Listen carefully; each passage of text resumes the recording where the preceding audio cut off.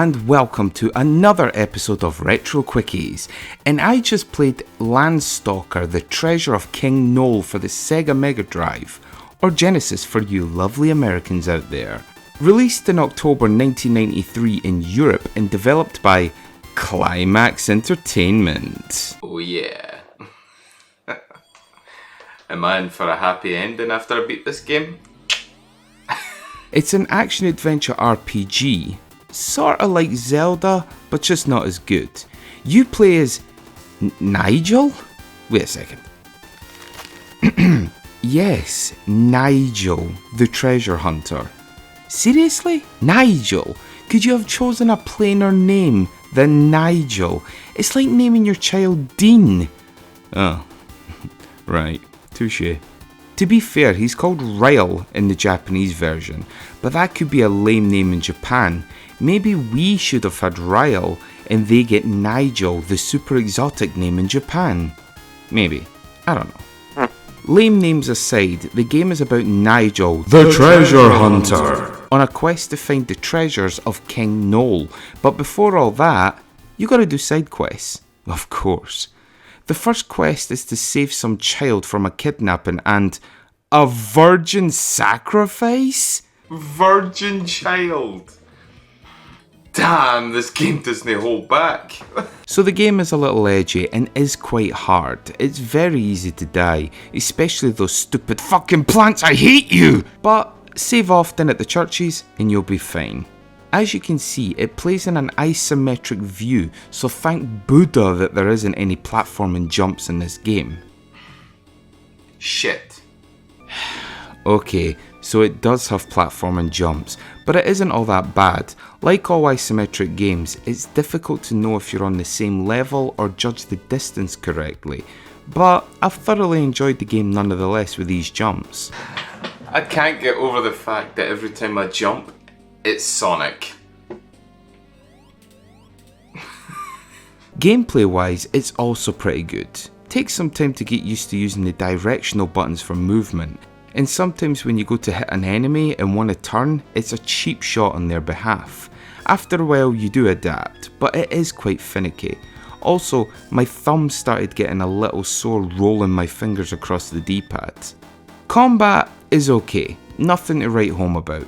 Games like Zelda or Beyond Oasis wouldn't have been worried about this. It's as basic as anything. A swings the sword, B jumps, and C swings the sword. Okay. At its heart, it's a puzzle game, so a lot of backtracking and investigating, jumping on buttons, etc. So speak to everyone for clues, as shit can be cryptic if you don't pay attention. I had trouble entering the first dungeon because I was looking for a strange item. It ended up being a statue.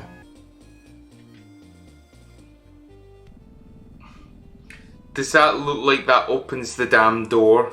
A statue?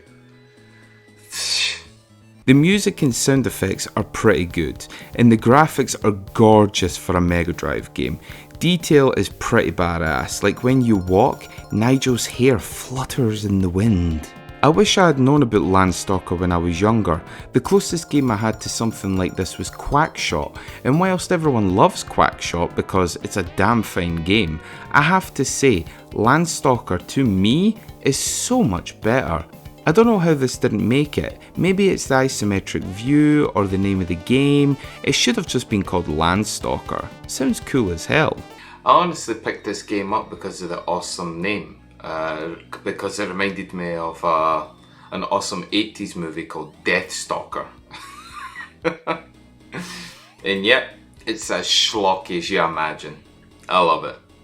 Overall, I think this game is an underrated gem. You can pick it up for roughly a tenner to 30 quid on sites like eBay and Amazon. Or you can pick it up on Steam for 79 pence. That's a bargain, mate. With all that said, I'm giving this an 8 out of 10. It would have been a little higher if the controls weren't so nippy.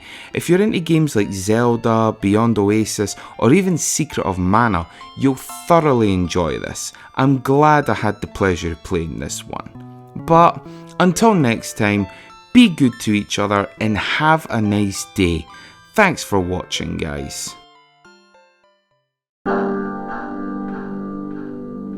Sorry there hasn't been much content Flickering Pixelz wise. There's been some issues that's prevented me from recording a proper episode, but I do have 3 or 4 in the works, so hopefully they'll come out sooner rather than later.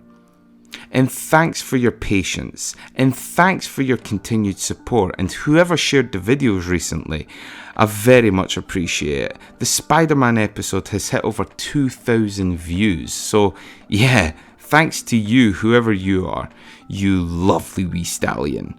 Thanks again, thank you, and ciao for now.